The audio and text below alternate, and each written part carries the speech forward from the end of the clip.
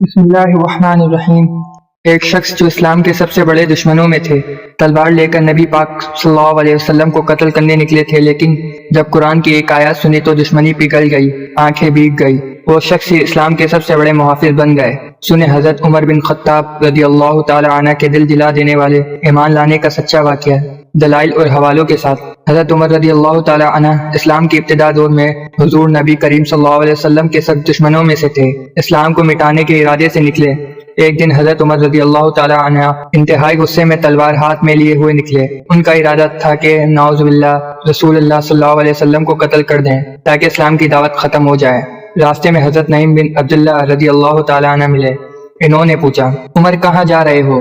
حضرت عمر رضی اللہ تعالی عنہ نے کہا، محمد صلی اللہ علیہ وسلم کو قتل کرنے جا رہا ہوں، جنہوں نے ہمارے دین میں تفرقہ ڈال دیا ہے۔ حضرت نعیم رضی اللہ تعالی عنہ نے کہا، پہلے اپنے گھر کی خبر لو، تمہاری بہن فاطمہ بن خطاب اور بہنوئی سعید بن زید رضی اللہ تعالی عنہ بھی مسلمان بن چکے ہیں۔ یہ سن کر حضرت عمر رضی اللہ تعالی عنہ غصے میں آگ بگولا ہوئے۔ وہ سیدھے اپنی بہن کے گھر پہنچے۔ اندر داخل ہوئے تو انہوں نے بہن اور بہنوئی کو قرآن مجید کی تلاوت کرتے سنا۔ حضرت خباب رضی اللہ تعالی عنہ وہاں چھپ گئے تھے۔ حضرت عمر رضی اللہ تعالی عنہ نے پوچھا، یہ کیا پڑھ رہے ہو؟ بہن نے چھپانے کی کوشش کی، لیکن حضرت عمر رضی اللہ تعالی عنہ نے ان پر ہاتھ اٹھا دیا، یہاں تک کہ ان کا چہرہ خون آلودہ ہو گیا۔ اس پر بہن نے جرات سے کہا، عمر ہم مسلمان ہو چکے ہیں، چاہے تم ہمیں قتل کر دو، ہم دین محمد صلی اللہ علیہ وسلم کو نہیں چھوڑیں گے۔ یہ الفاظ سن کر حضرت عمر رضی اللہ تعالی عنہ کا دل نرم ہو گیا۔ انہوں نے کہا، اچھا مجھے وہ کلام سناؤ جو تم پڑھ رہے تھے۔ بہن نے کہا، تم ناپاک ہو، پہلے غسل کرو پھر ہم قرآن سنائیں گے۔ غسل کرنے کے بعد انہوں نے سورۃ طٰہٰ کی یہ آیت سنی۔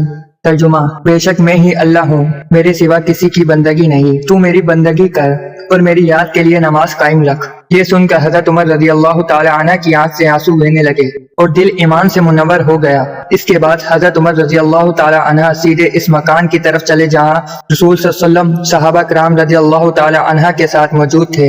دار ارقم حضرت حمزہ رضی اللہ تعالی عنہ نے کہا، اگر عمر خیر کے ارادے سے آیا ہے تو خوش آمدید، ورنہ ہم اسے وہیں لوٹا دیں گے جو اس کے ساتھ تھے۔ رسول اللہ صلی اللہ علیہ وسلم نے حضرت عمر کو قمیض سے پکڑ کر فرمایا، عمر ابھی بھی وقت نہیں آیا کہ تم اللہ کے راستے کی طرف آؤ۔ حضرت عمر رونے لگے اور عرض کیا، یا رسول اللہ صلی اللہ علیہ وسلم، میں گواہی دیتا ہوں کہ اللہ کے سوا کوئی معبود نہیں اور آپ اللہ کے رسول ہیں۔ تمام صحابہ رضی اللہ تعالی عنہ نے تکبیر بلند کی، یہاں تک کہ مکہ کی وادی گونج اٹھی۔ حضرت عمر کے اسلام لانے سے مسلمان کو طاقت ملی اور وہ کھل کر عبادت کرنے لگے۔ جب حضرت عمر رضی اللہ تعالی عنہ ایمان لا چکے تو ان کے دل میں یہ بات آئی کہ ہم کیوں چھپ چھپ کر عبادت کریں۔ انہوں نے رسول صلی اللہ علیہ وسلم سے عرض کیا، یا رسول اللہ صلی اللہ علیہ وسلم، کیا ہم حق پر نہیں؟ آپ صلی اللہ علیہ وسلم نے فرمایا، کیوں نہیں، اللہ کی قسم ہم حق پر ہیں۔ حضرت عمر نے کہا، تو پھر ہم چھپ کر کیوں عبادت کریں؟ پھر آپ نے فرمایا، اب ہم کھل کر مسجد حرام میں جا کر نماز پڑھیں گے، دیکھیں گے کون روکتا ہے۔ چنانچہ حضرت عمر رضی اللہ تعالی عنہ نے سب بندگی کی، ایک طرف خود کھڑے ہوئے اور دوسری طرف حضرت حمزہ رضی اللہ تعالی عنہ اور مسلمانوں کے ساتھ لے کر بیت اللہ کی طرف بڑھے۔ جو شخص عمر کو روک سکے وہ آ کر روک لے، اگر بات کی تو عمر کی تلوار خاموش نہیں بیٹھے گی۔